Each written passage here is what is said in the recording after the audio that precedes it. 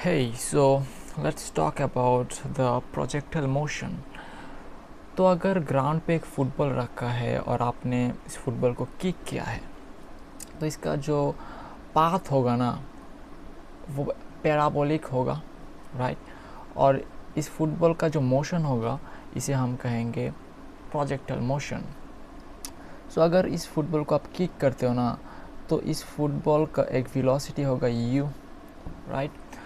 ये फुटबॉल जो है वो ग्राउंड के साथ जो एंगल क्रिएट करेगा, उसे हम अगर थीटा से डिनोट करें, तो इस थीटा को हम कहेंगे angle of projection. Angle of projection. अब इस जो फुटबॉल है, इसका जो वर्टिकल कंपोनेंट है वो होगा u साइन थीटा, और इसका जो हॉरिजॉन्टल कंपोनेंट है वो होगा u cos थीटा, राइट? अगर वर्टिकल डायरेक्शन को अगर हम y एक्सिस और जो हॉरिजॉन्टल डायरेक्शन है इसे हम x एक्सिस मान के चले, तो अब देखिए जो वर्टिकली जो हॉरिजॉन्टली है, इसका जो वेलोसिटी है ये कांस्टेंट रहेगा. ओके, ये कांस्टेंट इसलिए रहेगा बिकॉज हॉरिजॉन्टली जो आपकी एक्सीलरेशन है, यानी जो एक्सीलरेशन ड्यू टू ग्रेविटी है, वो ज़ीरो होगा. बिकॉज हम सपोज कि प्लेन यानी ग्राउंड की बात करते हैं, ग्राउंड पे अगर फुटबॉल ऐसे जा रहा है तो यहाँ पे कोई एक्सीलरेशन नहीं होगा ड्यू टू ग्रेविटी. लेकिन जो वर्टिकल प्रोजेक्शन है ऊपर की ओर, वाई डायरेक्शन की ओर, यहाँ पे एक्सीलरेशन होगा ड्यू टू ग्रेविटी. ओके, ये होगा ऊपर की ओर काम करेगा. और अगर हम ग्रेविटी का डायरेक्शन नीचे है, फुटबॉल का डायरेक्शन वाई डायरेक्शन की ओर, वाई कंपोनेंट ऊपर u साइन थीटा ऊपर की ओर है, तो माइनस g कह सकते हैं. तो अगर कोई g नहीं होता, अगर g का एग्जिस्टेंस नहीं होता, तो क्या होता? तो ऊपर की ओर ये ज़ीरो हो जाता, तो कोई नीचे की ओर नहीं आता, तो बॉल सीधा ऊपर जाता और नीचे कभी नहीं आता, राइट? अगर आप मून पे एक फुटबॉल को किक करोगे तो नीचे कभी नहीं आएगा. लेकिन अर्थ पे क्योंकि ग्रेविटी है, अगर आप किक करोगे ना, तो ग्रेविटी धीरे धीरे पहले तो ये ऊपर जाएगा, राइट? बिकॉज आपने इनिशियल एक किक किया है, फोर्स लगाया है, एक वेलोसिटी की वजह से पहले ऊपर जाएगा. लेकिन धीरे धीरे क्या होगा, जी इसे नीचे खींचता रहेगा और ये एक टाइम के बाद नीचे आ जाएगा, राइट?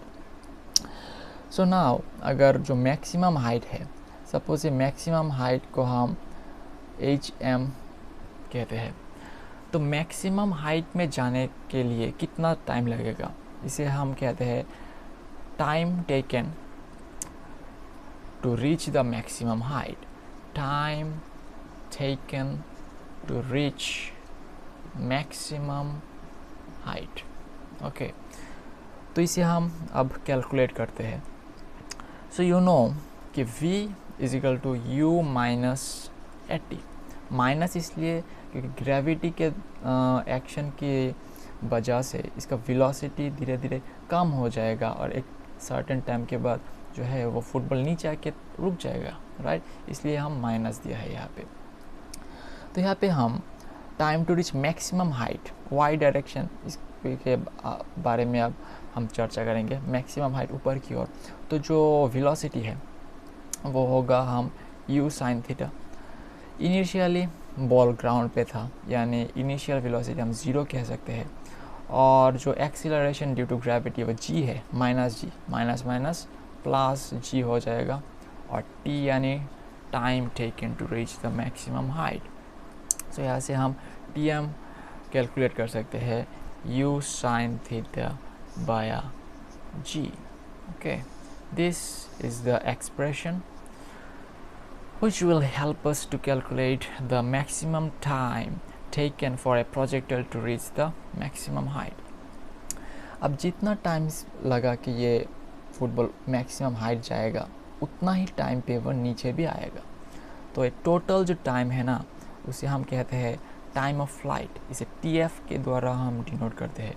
और टाइम ऑफ फ्लाइट जो होता है वो होगा ट्वाइस ऑफ TM, यानी 2u sin theta बाया g. 2u sin theta बाया g. अब हम कैलकुलेट करेंगे कि प्रोजेक्टाइल मैक्सिमम कितना हाइट जाएगा, उसे भी हम कैलकुलेट कर सकते हैं. तो आपको पता है कि v² = u² माइनस 2as. तो अगर हम मैक्सिमम हाइट की बात करें तो अब हम ऊपर की डायरेक्शन की बात कर रहे हैं, right.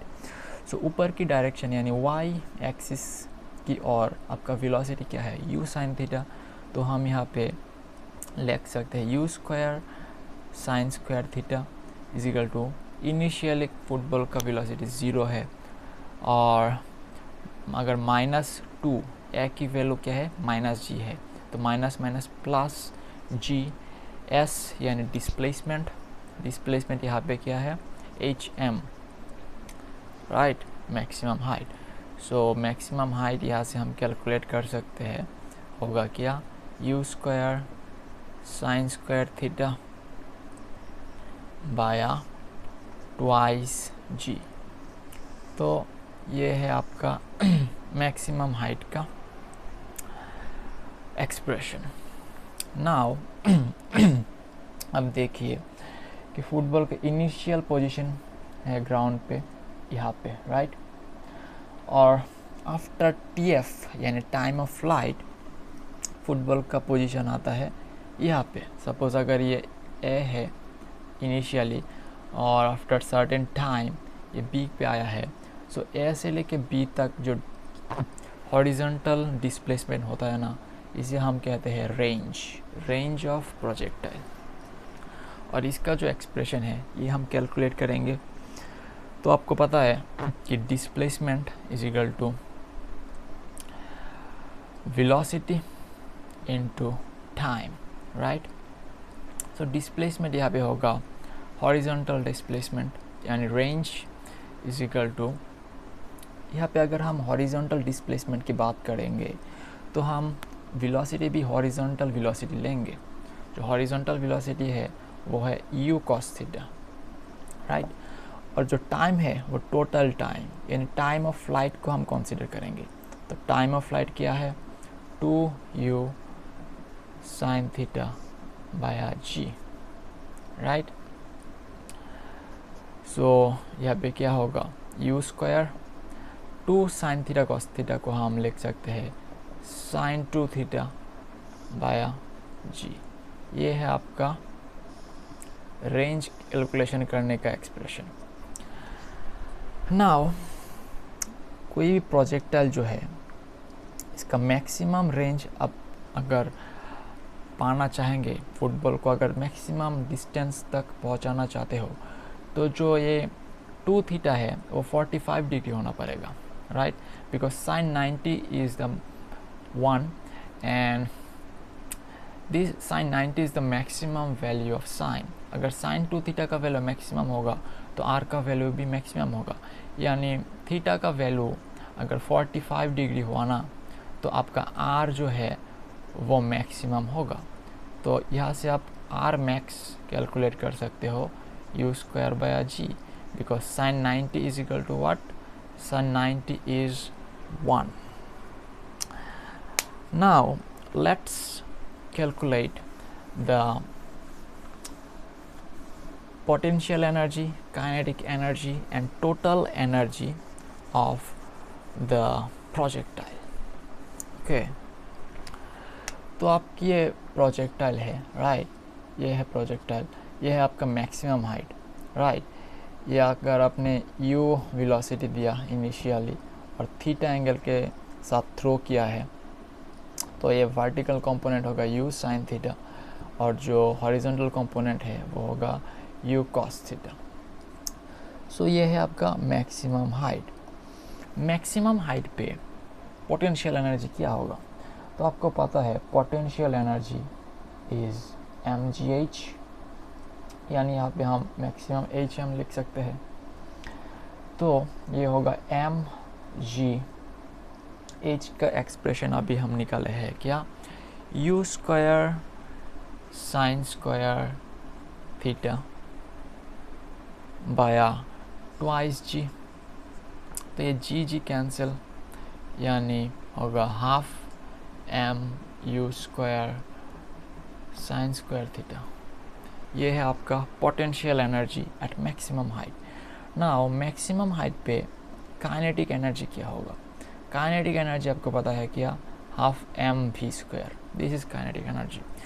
Now kinetic energy is the energy due to its motion, right.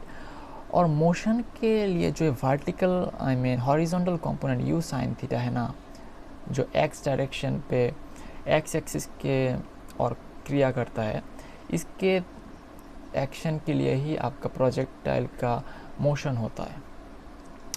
तो यहाँ पे हम कंसीडर करेंगे u cos थीटा को, तो हाफ m v स्क्वायर यानी u square cos square theta. This is the kinetic energy of projectile. Okay, now अगर आप टोटल एनर्जी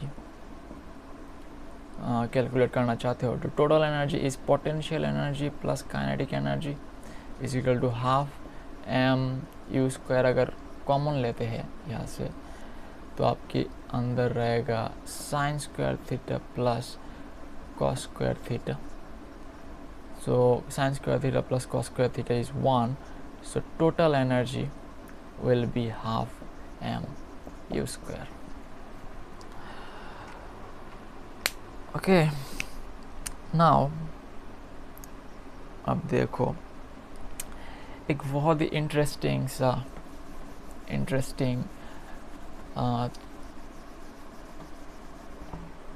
चीज़ आप देखो। अगर दो प्रोजेक्टाइल है, सपोज एक प्रोजेक्टाइल है, दोनों का इनिशियल जो आपका क्या है, इनिशियल और एंड पोजीशन सेम होगा। अगर दोनों, इसका सपोज u1 और आपने इसका u2 दिया, ओके। अगर ये θ1 और जो दूसरा है ये θ2 है, ओके। अगर θ1 प्लस θ2 इक्वल्स टू 90 डिग्री हुआ ना, तो R1 is equal to R2 होगा, दोनों का रेंज सेम होगा। ओके, ये एक बहुत ही एक इंटरेस्टिंग सा चीज़ है, ये काफ़ी बार पूछा जाता है सवाल, ये आप देखें, बहुत अच्छा चीज़ है। So I hope this video helped you man. I tried my best to shortly explain you the projectile motion. Oh, one more thing is what is the expression of path? So path of, अगर इसका projectile motion का expression कहते हैं तो वो होता है y is equal to G X square minus no so y is equal to जो होता है x tan theta minus G X square by 2u square cos square theta. ये है प्रोजेक्टाइल की पाथ की इक्वेशन, और ये है आपका पैराबोलिक। ओके, यानी अगर एक सर्टेन पोजीशन पे अगर आपको x का वैल्यू पता है ना, तो आप y का वैल्यू निकाल पाओगे। तो x और y का अगर आप वैल्यू पता है तो एक वो जो फुटबॉल है सपोज उसका पोजीशन क्या है वो आप निकाल पाओगे। x का अलग अलग वैल्यू के लिए आपका y का भी अलग अलग वैल्यू आएगा, तो उन सब को आप उनके पाथ जो है वो आपको मिल जाएगा, बिकॉज अलग अलग पॉइंट मिलेगा, और उन सबको अगर आप जोड़ोगे तो आपको यार एक पैराबोलिक पाथ मिलेगा। ओके, सो ये है आपकी प्रोजेक्टाइल की पाथ की इक्वेशन। इस चीज़ को आप रिमेंबर कर लो यार, y is equal to X tan theta minus G X square by 2u square cos square theta. So एक लास्ट चीज़ आप देख लो, तो मैंने प्रोजेक्टाइल की सब कुछ कवर किया है यहाँ पे। आई hope this video will help you. Thanks for watching this video man. I will see you in the next video.